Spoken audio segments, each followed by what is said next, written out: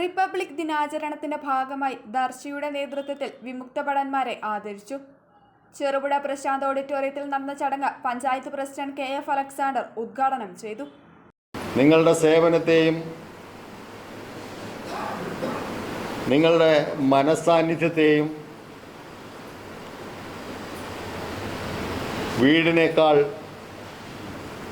വീട്ടുകാരേക്കാൾ ത്രിവർണ്ണ പതാകയെ സ്നേഹിച്ച, രാജ്യത്തെ സ്നേഹിച്ച, രാജ്യം സംരക്ഷിക്കേണ്ട ഉത്തരവാദിത്വം തങ്ങളിൽ അർപ്പിതമാണ് എന്ന ബോധ്യത്തോടുകൂടി ദീർഘകാലം സേവനമനുഷ്ഠിച്ച നിങ്ങൾക്ക് ഒരു ബിഗ് സല്യൂട്ട് തരാൻ ഞാൻ ആഗ്രഹിക്കുകയാണ്.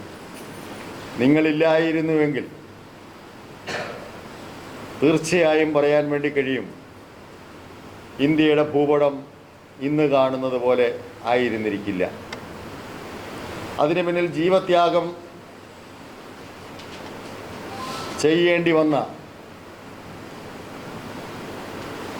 പതിനായിരക്കണക്കിന് ഇന്ത്യൻ സൈനികരുണ്ട്.